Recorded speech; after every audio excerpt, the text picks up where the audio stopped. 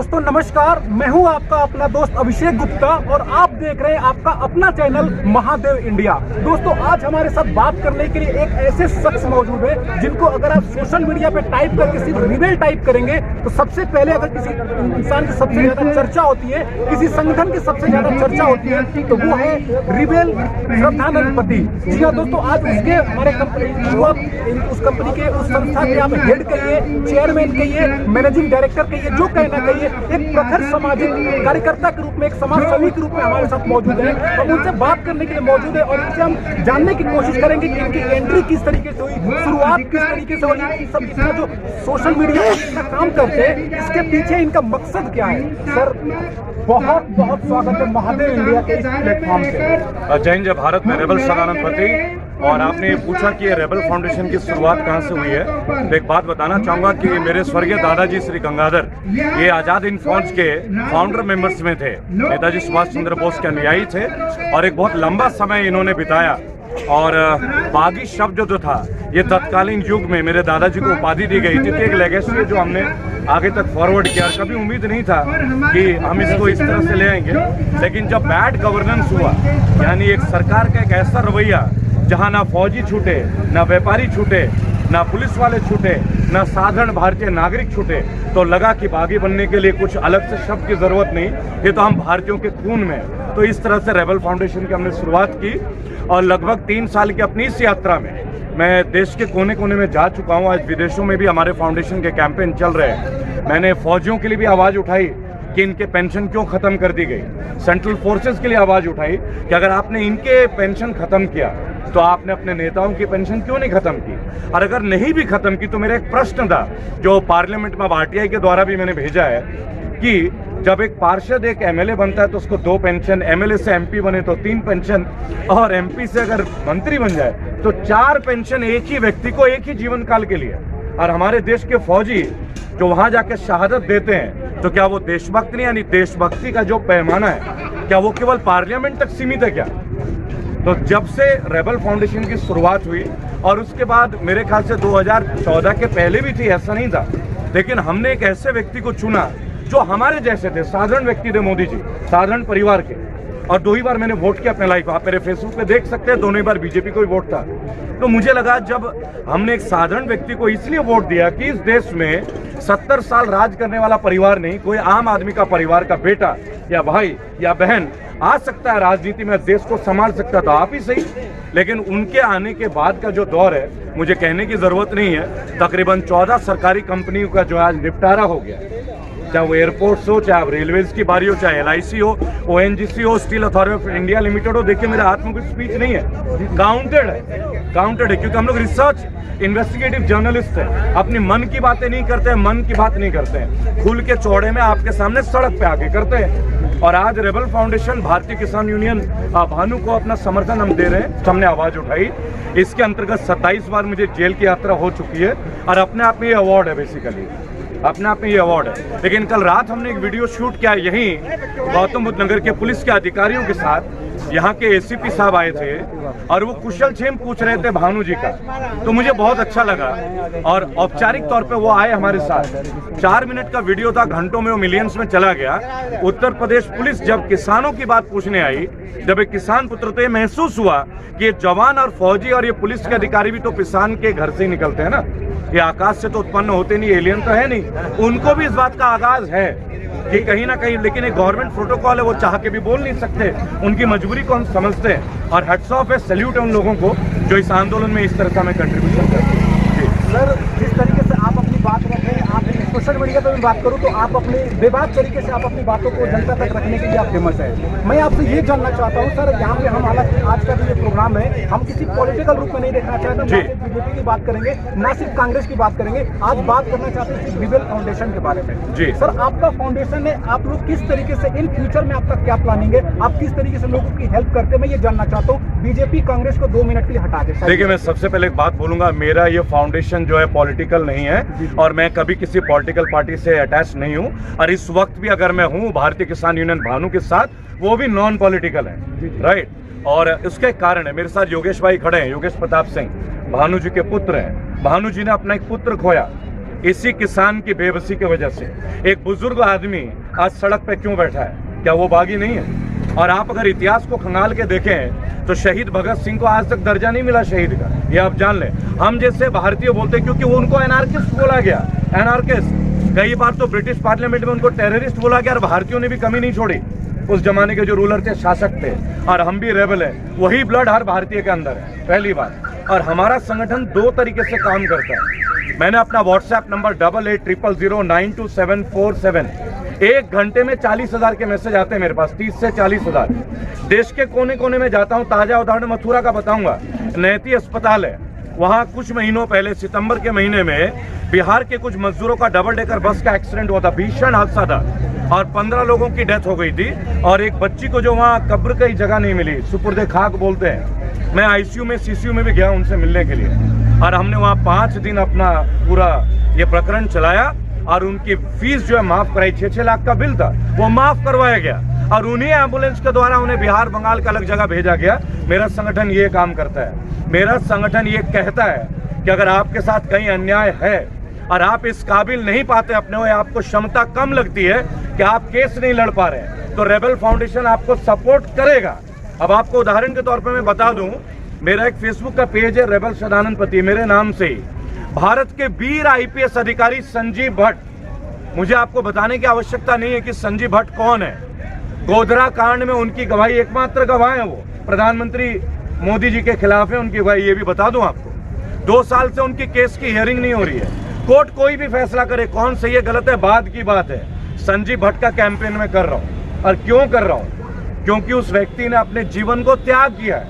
और दबे मुंह भी प्रशासन के अधिकारी इसलिए नहीं बोल पाते क्योंकि गवर्नमेंट का एक प्रोटोकॉल है। आप शास्त्री भवन जाइए, उनको अपने फोन रख के आने पड़ते। क्यों भाई? क्यों उनको सार्वजनिक मंच पे बोलने की परमिशन नहीं है? अभिव्यक्ति की आजादी उनके लिए क्यों नहीं है? क्या वो सरकार के नौकर हैं क्या? भाई देश के प्रति समर्पण है ना, उनकी जो समर्पण है वो तो राष्ट्र के लिए होना चाहिए योगेश जी, वो किसी व्यक्ति या सरकार के लिए तो है नहीं। सरकारें तो आएंगी और जाएंगी, तो क्यों नहीं बोलने दिया जाता? अब वही रूल आम भारतीयों के लिए किया जा रहा है। अगर ये किसान आंदोलन नहीं होता तो 2021 के जनवरी में यूट्यूब और फेसबुक पे भी पाबंदी आने वाली थी, आप ये जानते हैं। और जनवरी में कई बड़े बड़े एक्टिविस्टों को, पेज को नोटिस आ गया है। मेरे एक मित्र हैं DNN चैनल के फिरोज भाई, उनको भी लेटर आ गया है। और ऑफिशियल बोल रहा हूँ, झूठी बात है मैं बोलूंगा नहीं, क्योंकि हमें तो किसी को कुछ आश्वासन नहीं देना है ना। हम तो लड़ते हैं, ये 27 बार जेल की यात्रा इस लड़ाई का हिस्सा है। लेकिन लड़ते किसके लिए? पेंशन के लिए, फौजियों के लिए। आप देखिए मुरादनगर में 25 लोगों का अंतिम संस्कार हुआ, जबकि एक व्यक्ति का अंतिम संस्कार में वो गए थे और वो एक प्राइवेट कॉन्ट्रैक्टर का था। और वो NOC किसने दिया? सरकारी महकमे ने। ये प्राइवेटाइजेशन का दुष्परिणाम है जो हम भुगत रहे हैं। एक परिवार के साथ 25 परिवार अपना दाह संस्कार करवाते। और मुझे दुख इस बात का है कि उन्होंने अपना प्राणों की आहुति तो दे दी। इससे भी बड़ा दुख का एक कारण है, 3 दिन पहले एक रिपोर्ट आई कि 1 लाख करोड़ से ज्यादा जो GST का कलेक्शन है, बराबर। इन 25 लोगों को क्या मुआवजा दिया गया जी? 2 लाख रुपए। 2 लाख रुपए। जिस घर में एक कमाने वाला व्यक्ति, उसको आप 2 लाख रुपए का मुआवजा दे रहे हो। और इसी वीडियो में जब लोग लाइव लिखते हैं कि सरकार की ठेकेदारी नहीं है, ऐसे अंधभक्त हैं। आप बोलोगे पॉलिटिकल, लेकिन ये पॉलिटिकल नहीं है, जेन्युइन बात है योगेश जी। कि आप कहते हैं कि 2 लाख रुपए ले लो और वो लिखते हैं सरकार की जिम्मेदारी नहीं है। अगर सरकार की जिम्मेदारी भरत पोषण की नहीं है तो सरकार की क्या जिम्मेदारी बनती है टैक्स लेने की? चलिए मैं आपके वीडियो के माध्यम से एक सवाल पूछ लेता हूं, ये भी नॉन पॉलिटिकल। हम एक गाड़ी खरीदते हैं, मेरे पीछे फॉर्च्यूनर गाड़ी जा रही है, दिखा दे एक बार जो भी आ रही है, कोई नहीं। गाड़ी की कीमत 40 लाख रुपए की है और रोड टैक्स आता है 3 से 4 लाख रुपए। वो रोड टैक्स हम क्यों देते हैं? सड़क पे चलने के लिए देते होंगे ना, आप पत्रकार हैं इसीलिए देते होंगे। हवा में तो चलेगी नहीं, एयर टैक्सी तो है नहीं। तो जब हमने गाड़ी खरीदते ही, मोटरसाइकिल खरीदते ही रोड टैक्स दे दिया तो ये टोल टैक्स हम क्यों देते हैं? आपको पता है? चलिए मैं एथिकली डाटा के साथ आपको चैलेंज करता हूं। राज्य परिवहन मंत्री जो है ना, गडकरी साहब ही होंगे, उनको मैं ऑफिशियली चैलेंज करता हूं। आप इस जगह से लेके मुरादाबाद जाइए, 1 रुपए पर किलोमीटर का रोड टैक्स पड़ता है। अगर आप टोल टैक्स की कीमत कर लें, चाहे पेरिफेरल होके जाएं, चाहे कोई भी रास्ते में जाए, 1 रुपीज पर किलोमीटर और 75 पैसे पर kilometre is the minimum charges god damn Indians are paying. किस लिए पे कर रहे हैं भाई? हम टैक्स भी दें, GST भी दें, इनकम टैक्स भी दें, है ना। हम कोरोना काल में मास्क ना पहने तो 2000 का चालान दें, लाठी हम खाएं, हम चालान हम भरे, बच्चे हमारे घर में रहे, मजदूर सड़कों में बीते, और सरकार कहे कि कोरोना का युद्ध हम लड़ रहे हैं। इस गवर्नेंस के खिलाफ है रेबल फाउंडेशन, कोई पॉलिटिकल नहीं है। मेरा अगर कांग्रेस में विश्वास होता ना भाई साहब, तो मैं जीवन में 2 बार वोट नहीं देता। 5 साल पहले का मेरा पेज खोल के देखिए यूं, और 2019 से मैं भी चौकीदार हूं। और ये मोदी जी की देन है कि वो एक साधारण व्यक्ति थे और आए पार्लियामेंट तक। हर साधारण व्यक्ति आप ही से प्रेरित है। अब आप उनसे मुकाबला करने की तैयारी कीजिए। आपने हमारे अंदर ये जज्बा डाला है ना कि साधारण भारतीय कुछ कर सकता है। गलत कह रहा हूं क्या भाइयों? गलत कह रहा हूं क्या? तो अगर एक साधारण व्यक्ति एक क्वेश्चन पूछ ले तो वो टेररिस्ट है। आज सरदार जी खालसा एड वालों ने वहां जो कैंप किया हुआ है सिंगू बॉर्डर पे, तो आप कहते हैं ये पिज्जा खा रहे हैं, बर्गर खा रहे हैं, खालिस्तानी है। क्यों भाई? जब अक्षय कुमार जी का दिखाते हैं, कौन सी पिक्चर थी भाई साहब, जानते हैं आप लोग? केसरी, इतना जल्दी मत भूलिए, हैं? और वो तलवार लेके खड़े होते हैं। उन्होंने एक रोल प्ले किया था, सारागढ़ी का युद्ध था, 18 सिख योद्धा थे, बराबर, और 10,000 लोगों ने घेरा था। अगर हमें एक फिल्म देख के रोंगटे खड़े हो जाते हैं, समझिएगा मेरी बात, तो अत्याचार देख के हमारे रोंगटे खड़े नहीं होंगे योगेश जी? नहीं खड़े होने चाहिए क्या? देखिए, आप फॉलो कीजिए। मैं कभी नहीं बोलूंगा कि आप बीजेपी में यकीन ना करें या मोदी जी को वोट ना दें, ऐसा कोई प्रवचन नहीं दूंगा मैं। पहली बात, जिसको मर्जी दे, पर प्लीज ट्राई टू जजमेंटल बनिए। आखिर हमें मिला क्या है, हमारी आई क्या? अगर हमारा इनकम बढ़ा हो तो बता दीजिए। आप हमारी एक बात सुनिए। चलिए मैं एक और लास्ट लाइन आपको बोलूंगा। ये बोलते हैं बंगाल को बना देंगे सोनार बांग्ला। प्रोफेसर अमर्त्य सेन पश्चिम बंगाल से, जहां से मैं हूं, और गर्वित बंगाली ब्राह्मण हूं मैं। प्रोफेसर अमर्त्य सेन भारत के पहले अर्थशास्त्री हैं जिनको नोबेल प्राइज मिला इकोनॉमिक्स के ऊपर, ये तो आप जानते होंगे। उन्होंने मोदी जी लोगों को बोला कि हमारे पास एक प्लान है, इन लोगों ने उसके प्लान को ठुकरा दिया, उनके प्लान को। आज बांग्लादेश ने प्रोफेसर अमर्त्य सेन के इकोनॉमिक्स थ्योरी को अपनाया, उनकी जीडीपी हमसे बेहतर है। 2014 में डॉलर का रेट 53 रुपए था, आज 72 रुपए से ऊपर है। और बांग्लादेश का डाउन हो गया है, टाका ऊपर हो गया, डॉलर डाउन हुआ है। तो क्या उपलब्धि है? अमर्त्य सेन गलत है या जुमलेबाज गलत है? फैसला आपको करना। मैं क्यों बोलूं कौन गलत है कौन सही है? मैं तो आपको तथ्य दूंगा, तथ्य पे यकीन करना हो तो करिए। और ये मेरे बनाए हुए तथ्य नहीं है। नहीं तो जाइए, पूछे, पुलिस के अधिकारी मेरे सामने खड़े हैं, जाके पूछिए उनसे, जाके आर्मी वालों से पूछिए, भैया तुम्हारी पेंशन खत्म हो गई, तुम देशद्रोही हो क्या? इन नेताओं को पेंशन क्यों मिलता है? ये सवाल करें नहीं हम। और आज जब किसान का आंदोलन में किसान का बेटा यहाँ खड़ा है, तो आप जवानों को हमारे सामने खड़े करते हैं, और किसान का ही बेटा जवान होता है। कौन सा मंत्री का औलाद जवान बना है? बता दीजिए तो जरा, बना है क्या? नाम गिनाऊं? अमित शाह का बेटा जय शाह बना है, पंकज सिंह बने हैं, कैलाश विजयवर्गीय बंगाल के जो प्रमुख हैं भाजपा का, उनका बेटा तो सरकारी अधिकारी को डंडा लेकर दौड़ा रहा था आज से 2-3 महीने पहले। देखिए, पॉलिटिक्स कुछ नहीं है, मैं आपको बताऊं। पहले तो राष्ट्र है ना, राजनीति क्या है भाई? राष्ट्र हित की बातें करते हैं, राष्ट्र को लेकर चलते। राष्ट्र तो यहाँ है, ये लोग राष्ट्रीय है। अगर इनकी तरक्की हो गई तो देश तरक्की कर गया। आप कागजों में तरक्की दिखा रहे हैं। In fact people have started doubting. जिस तरीके से आप विदेशों के चक्कर काटते आए हैं ना, लोग ये समझ नहीं पाए कि आप एक्चुअल में प्रधानमंत्री हैं या विदेश मंत्री हैं। देयर इज अ क्वेश्चन, लोग इस क्वेश्चन को पूछ रहे हैं। और आप, वक्त आ गया है, रेडियो पे मन की बात ना करें, ऑल इंडिया प्रेस कॉन्फ्रेंस कीजिए। मैं सम्मानित भाषा का प्रयोग करूंगा। और मेरा एक अनुरोध होगा इस वीडियो में, जितने भी सोशल एक्टिविस्ट हैं इंडिया में और विदेश में, अगर आपको अपना कोई मुद्दा बोलना है तो संतुलित भाषा का प्रयोग कीजिएगा। मुख्यमंत्री, प्रधानमंत्री, एमएलए, एमपी, सभी संवैधानिक पद में, और पद का एक कद है, ये परमानेंट कुछ नहीं है। और जो हिंदुत्व में यकीन करते हैं उनको मैं एक बात बता देना चाहूंगा, परिवर्तन ही संसार का नियम है। दोस्तों, कोई चीज परमानेंट नहीं है, महात्मा बुद्ध ने भी बोला है। तो जो आया है वो बदलेगा ही। आज आप हैं, कल कोई और होगा। आप, बस दुख इस बात का है, जब डकैतों ने, लुटेरों ने हमारे देश को लूटा, हम जानते थे सरदार जी कि वो लुटेरे हैं। लेकिन जब देश ने आपको चुना, मेरे जैसे बंदे ने आपको चुना, गोल्ड मेडलिस्ट ने चुना, और तब आपने प्राइवेटाइजेशन दौर को बढ़ा दिया, तब हमें एक दुख होता है कि हमारा अपने आदमी ने हमें लूटा, हमें छला। गलत है, सही है? आप समझ रहे मेरी बात? तो ये पॉइंट है मेरा। आप किसी भी चीज को करें, तथ्य के साथ करें, कंपेयर करें, अपने घर में बैठें। देखिए, मैं तो बार बार एक ही बात बोलूंगा, ये देश में महान योद्धा थे, हैं और आगे भी रहेंगे। हम भारतीय थे, भारतीय हैं, भारतीय रहेंगे। अब आप हमें अचानक से डर मत दिखाओ, कोई हमारे घर से हमारी बहन बेटियों को उठा लेगा, बराबर। अरे एक बात सोचिए ना, वीरता अपने घर में जन्माइए ना, वीरता के कारण अपने औलादों को सिखाइए, बचपन से बच्चों को सेल्फ डिफेंस सिखाइए। कौन कहता है लड़की कमजोर है? मैं बेटी का बाप हूं, बराबर। मैं अपनी बेटी को बेटे की तरह ही परवरिश देता हूं। इक्वालिटी होनी चाहिए ना, there is no inequality of sex, all girl and boys are equal. सीधी सीधी बात है। आज आप कहते हो कोई इटालियन बहू है, आज आप कहते हो केजरीवाल मुफ्त में बिजली दे रहा है। चलिए एक बात कहते हैं, मुफ्त में बिजली केजरीवाल जी दिया, अरे तो राजस्व से ही तो दे रहे हैं ना, उनके मैंडेट में था, उन्होंने बोला था अगर मैं मुख्यमंत्री बनूंगा तो दूंगा। आपने बोला तेजस्वी यादव वैकेंसी नहीं दे सकता, 10 लाख नौकरी, चलो जी मान लेते हैं। आपने बिहार के चुनाव में बोला हम 18 लाख नौकरी दे देंगे।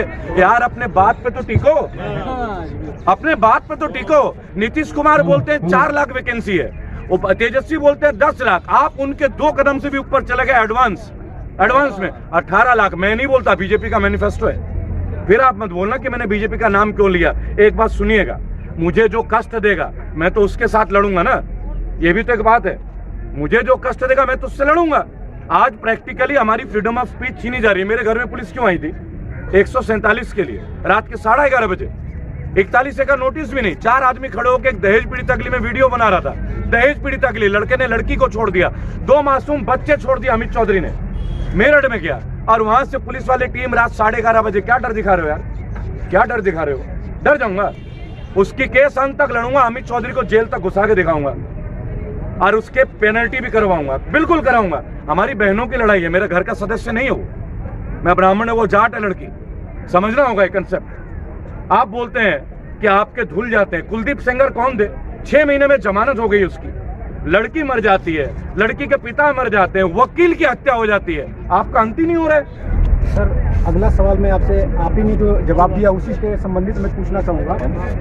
आपने अभी एक जवाब दिया कि जो रोड में टैक्स की बातें चल रही है, अगर आप जाते हैं तो आपको 1 रुपए पर किलोमीटर के हिसाब से टैक्स दिया जाएगा, 75 पैसे से 1 रुपए के बीच। जी, मैं आपसे इस सवाल ये पूछना चाहूंगा सर कि ये जो सिस्टम है ये आज से नहीं लागू हुआ है, जब से देश आजाद हुआ तब से हुआ। ठीक बात है। है। इसके ऊपर आप आज आवाज उठा रहे हैं। मैं आपसे ये जानना चाहता हूँ, आपका जो रिबल फाउंडेशन है उसको दिक्कत सिस्टम से है या सरकार से है? हाँ, बहुत बहुत बढ़िया। देखिए एक बात मैं आपको बोलूंगा, प्रॉब्लम सिस्टम से है, लेकिन सिस्टम कौन बनाता है? सरकार। सर ये तो 60 साल से आ रही है ना, उस सरकार में आप कांग्रेस के भी नाम आ सकते हैं। बताओ बिल्कुल, मेरी बात सुनिएगा, पुनः आपको रिपीट करूंगा, पुनः इसी में आपका जवाब भी, मैं गोल मोल बात नहीं करता। जीवन में 2 बार वोट दिया, इसका पहला जवाब क्यों? क्योंकि मुझे मालूम था कुछ हो नहीं सकता। गांधी परिवार के नाम से 50,000 योजनाएं, आज भी महात्मा गांधी की फोटो छपती है करेंसी में, देख के आत्मा घबराती है और टूटता है आत्मबल। क्यों नहीं नेताजी सुभाष चंद्र बोस, क्यों नहीं भगत सिंह का नाम छपता, फोटो छपता? दुख मुझे है, लेकिन देखिए आज 45 साल की उम्र में मेरी बिटिया 10th में आएगी इस साल, राइट? आपको क्या लगता है अपने बच्चों का शांतिपूर्ण जीवन को छोड़ के आने के पीछे कोई पॉलिटिकल है?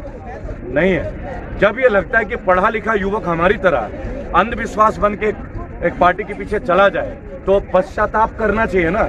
मैं अपने हिस्से का पश्चाताप कर रहा हूँ, अपने हिस्से का पश्चाताप है ये। ना मुझे ख्याति की आवश्यकता, ना मुझे आपकी फुटेज, ना किसी के नाम की जरूरत। तो एक बात समझे मेरे भाई कि हर व्यक्ति को जीवन में एक मौका मिलता है अपनी गलतियां सुधारने का, या अपने व्यक्तित्व को सुधारने का, या जीवन में एक ऐसा काम कर जाओ जो आपके पुराने सारे कोई भी कुकृत्य भी हो, कोई गलत काम भी हो, तो आपको ये ना रहे मलाल कि मैंने अपने जीवन में एक अच्छे काम की शुरुआत ना की हो। मेरे हिस्से का काम ये है, ये मेरे हिस्से का काम है। ये ना मैं आपके लिए करता हूँ, ना किसी और के लिए करता हूँ, मैं स्वयं के लिए करता हूँ और मुझे इसमें संतुष्टि है। चाहे 27 बार जेल की यात्रा पूरी हो, 28वें बार के लिए तैयार हूँ, 50वें बार के लिए तैयार हूँ। मेरे घर के लोग तैयार हैं इस चीज़ के लिए, मेरे बच्चे तैयार हैं। और क्या बोलूँ? अंत में जाते जाते मैं आपसे ये सवाल पूछना चाहूँगा सर, आप एक यूथ के आइकन हैं, आपके बोलने का तरीका, बातचीत करने का तरीका बड़ा ही बेहतरीन है। जो भी हमारे दर्शक है, खास करके मैं यूथ की बात करूँगा, no BJP, no Congress, no Aam Aadmi Party, no any extra other कोई भी पार्टी हो, उनको आप क्या संदेश देना चाहेंगे इस हमारे महादेव इंडिया यूट्यूब चैनल के मंच के माध्यम से? देखिए एक बात बोलूँगा, कल भी इस युवा के ऊपर एक बात आई थी, हम लाइव हुए थे यहाँ के एसीपी साहब के साथ, रणविजय सिंह और एक और व्यक्ति थे भाई साहब, उनका नाम इस वक्त मैं भूल रहा हूँ, रजनीश वर्मा। तो वहाँ पे एक बंदे ने वॉल पे लिखा, दाढ़ी वाला यूथ कैसे है? ठीक है, तो मैं उन लोगों को एक बात बोलूँगा, युवापन हमारे दिल के अंदर होता है, ठीक है ना? बाकी उम्र का कोई तकादा है नहीं, 45 का यूँ, अब आप तय कर लीजिए। और मुझे एक इंस्पिरेशन मिलती है योगेश भाई जैसे लोगों का, जो अपने परिवार के एक सदस्य को खो देते हैं, अपने ज्येष्ठ भाई को खो देते हैं, और फिर इनके पिता 65-70 साल से भी ज़्यादा बुजुर्ग एक आंदोलन की शुरुआत करते हैं भारतीय किसान यूनियन भानु के तौर पे, राइट। तो यूथ एक ऐसा आग है, एक ऐसा मशाल है जो हमारे दिल में हमेशा अलग करता है। मैं आप लोगों से एक ही बात बोलूँगा, आप चीज़ों को जज करें, चीज़ों को समझें, सुने, विचारों को जाने, फिर फैसला करें। फैसला आपका होगा, लेकिन कोई थोपा हुआ चीज़ को अपना फैसला ना माने।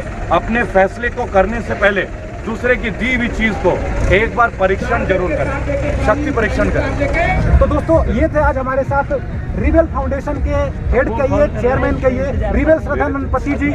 इनकी फेमस ये, अगर आप सोशल मीडिया पे रिबेल फाउंडेशन सर्च करेंगे सबसे पहले सर का नाम आएगा, सबसे ज्यादा टॉप सर्चेबल है। और इनकी जो बातें हैं, इंस्पिरेशन मिलता है। खास करके यूथ की बात करूं, ये किसी पॉलिटिकल पार्टी से समाज सेवा के रूप में आगे आए हुए हैं और इनकी उम्मीद है आपकी इनके विचारों से आप सहमत होंगे। अगर इनकी वीडियो अच्छी लगी हो तो वीडियो को लाइक कर दीजिएगा, चैनल को जरूर सब्सक्राइब कर दीजिएगा और ये वीडियो इतना ज्यादा शेयर करिए। खास करके मैं यूथ की बात करूंगा, यूथ तक इनकी आवाज पहुंचे और यूथ को कुछ इनसे सीखने को मिले। सर जाते जाते बहुत बहुत धन्यवाद आपका। जय जवान जय किसान, जय जवान जय किसान, जय जवान जय किसान।